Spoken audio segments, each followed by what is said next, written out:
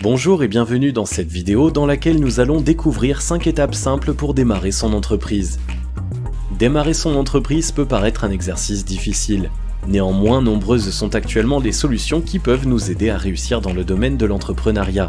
Il suffit juste de mettre en œuvre des solutions peu coûteuses et simples et savoir choisir les bonnes techniques. Étant un projet qui demande à la fois rigueur et méthode, le mieux à faire est de commencer la réalisation du projet par une étude de marché car le succès en dépend. Généralement, le commerce est une activité dont la base du succès est l'écoute des clients. Se lancer dans ce type de projet nécessite le maximum de maîtrise des étapes suivantes. Découvrons dès maintenant 5 étapes pour démarrer son entreprise. Juste avant, assurez-vous de vous abonner à la chaîne et n'oubliez pas de télécharger votre livre offert pour créer un business sur internet qui rapporte en cliquant sur le lien dans la description situé sous la vidéo. Bien choisir son créneau et sa cible de clientèle.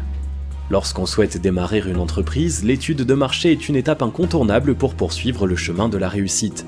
Pour cela, la réalisation d'une étude de marché est nécessaire pour connaître si le projet est viable ou pas. Cette première grande étape vous aide également à connaître vos concurrents, le chiffre d'affaires potentiel ainsi que les difficultés à prévoir dès le début. Puis, l'établissement d'un business plan est également indispensable. Ce document vous permet d'estimer votre clientèle, de connaître ses besoins et de vous projeter sur la durée.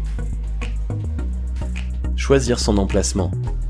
L'endroit où sera localisée votre entreprise est l'un des critères importants.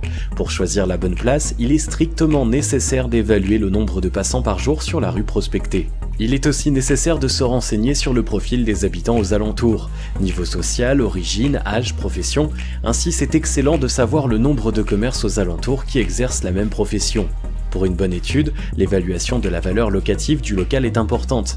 Il est mieux si vous connaissez le coût par mètre carré du local. S'il s'agit d'une entreprise à domicile, alors les critères sont beaucoup plus négligeables. Le financement du projet. Après avoir effectué l'étude de marché et le choix de l'emplacement du local, il est temps maintenant de boucler le financement du projet. Avec quelles ressources allez-vous acquitter et lancer votre projet de création ? Le financement d'une entreprise peut se faire sous différentes formes. Votre apport personnel, l'investissement de votre entourage, des prêts bancaires, des aides et subventions.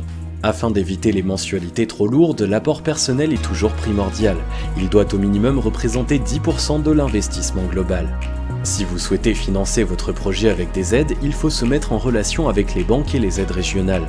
Pour l'établissement d'un plan de financement, il doit contenir votre apport personnel, les crédits alloués et les aides consenties.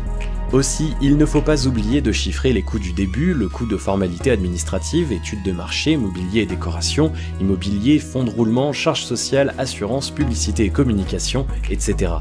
Nota bene. Pour un bon calcul, partez toujours du chiffre d'affaires que vous comptez réaliser et soyez réaliste. N'oubliez pas de déterminer les charges nécessaires à partir de votre activité prévisionnelle pour faire tourner votre projet. Généralement, vos charges sont composées de charges fixes et de charges variables. Pour savoir votre recette, faites la différence entre le chiffre d'affaires et les charges. Accomplir les formalités de création. Pour inscrire votre commerce, vous devez vous rendre au centre de formalités et d'entreprise du département où votre commerce est domicilié. Pendant cet enregistrement, vous devez faire le montage du dossier d'immatriculation et faire le paiement des frais administratifs. Avec l'aide de l'INPI, choisissez le nom du commerce. Choisissez votre statut. Il existe différents statuts juridiques pour votre entreprise.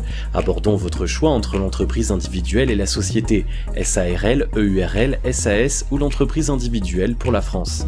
Songez à choisir le statut qui vous permet de protéger vos biens.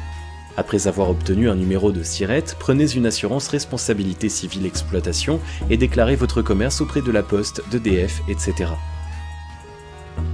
Créer une équipe cohésive et efficiente. Entreprise rime également avec employés, partenaires et sous-traitance. Il faut savoir bien travailler en équipe, surtout lorsque le moment d'augmenter ses ressources en main-d'œuvre se fait sentir. Il vous est possible de découvrir ce qu'est le team building en participant à des événements divers dans le domaine. Les ressources humaines sont trop souvent un élément négligé par les entrepreneurs qui démarrent, et c'est pourtant l'une des clés de la réussite d'une entreprise. Si vous avez aimé cette vidéo, merci de liker, partager, commenter et surtout vous abonner à la chaîne. Vous êtes également libre de recevoir le nouveau livre Comment créer un business sur internet qui rapporte en cliquant sur le lien situé dans la description en dessous de la vidéo et on se retrouve très vite pour une prochaine vidéo.